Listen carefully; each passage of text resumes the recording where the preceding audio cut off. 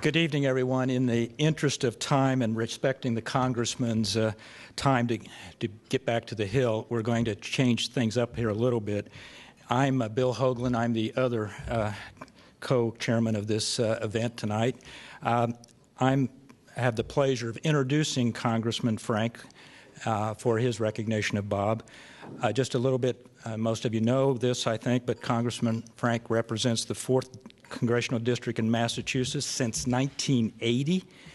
But unfortunately for the 4th District and the state of Massachusetts and the country, he will be leaving the House at the end of this session after 16 terms, 32 years in the House of Representatives. He's noted, of course, for this recent landmark 2010 Dodd-Frank Wall Street reform legislation. But I was particularly interested in my fellow co-chairman's relationship to Congressman Frank.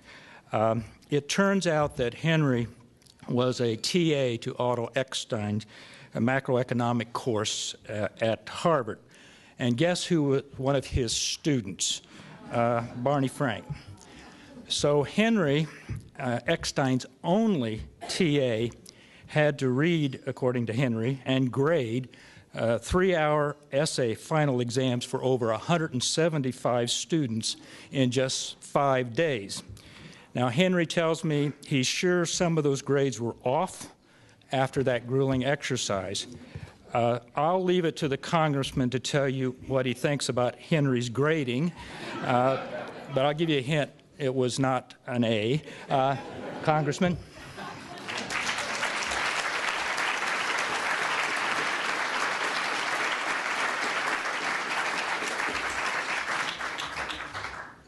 Actually, I wish Henry had used the standards that I sometimes think CBO uses, which is to make everything higher than I think it ought to be. I am very pleased when Henry asked me if I would do this, and I was glad to listen. Although I have to say to Doug Elmendorf, when you talk about how Bob made things cool and seemed cool, that was a very significant accomplishment, obviously carried out in spite of his choice of ties. So, to someone to look cool wearing a tie like that, he's got to have been very good. I did want to follow Bob Solo's example of trying to say something better. I have to say, Bob, I've never thought of you as a great admirer of your work as especially contrarian, but you have shattered one of my strongly held views, which is people generally stink at things they don't like doing. You told us how much you hated public speaking and then did a wonderful job. So one of these days I have to watch you do something you like. It'll probably be very impressive. I am here as a great admirer of the work that Bob Reischauer has done and of the Institute. And it is true, as Bob said, it is discouraging. Obviously, there's room for debate about exactly what we should be doing with regard to Social Security, Medicare, and other issues. But that's not the debate we're having. We're having a debate in which we're expected to apologize for the existence of Social Security and Medicare. Two of the great creations of America in the last century are now treated as if they are somehow burdens on a productive society.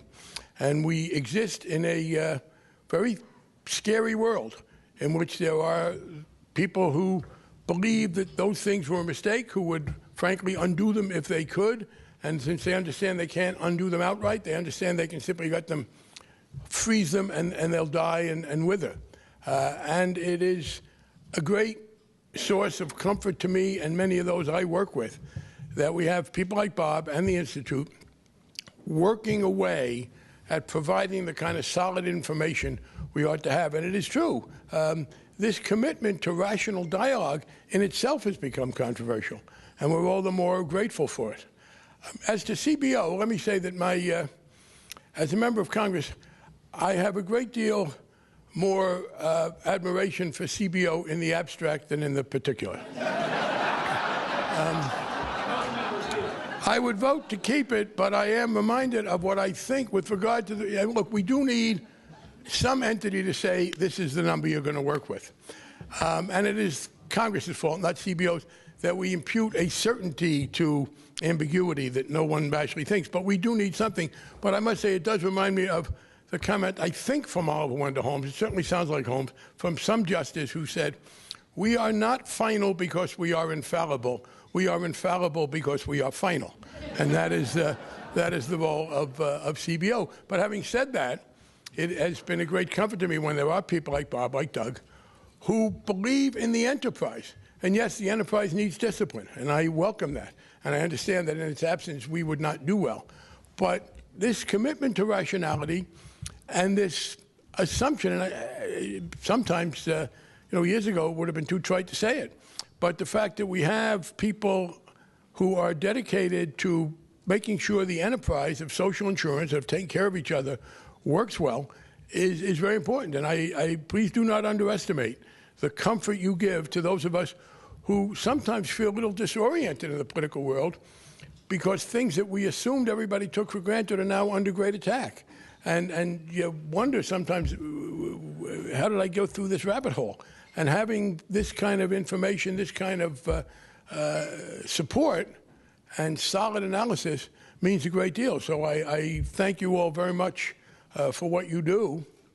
And I do believe in the end it is going to come out right. It is obviously important for us to be armed by the kind of work that Bob does, that you do, that the people who are collectively here do, to be able to win the fight. And I am thankful to you for it. So, Bob, I am very glad to be here and join in honoring you. I actually missed saying hello to you with Logan the other day. You came in, you walked by, you were in a big hurry. I don't know where you were going. But the point is that the importance of what Bob does and what you do has become even more profound in the current political climate, because we are beyond, yes, what's being done specifically is very important, but the fact that it is being carried out, the fact that the commitment is there, is itself a very strong statement. So I am glad to say thanks to Bob.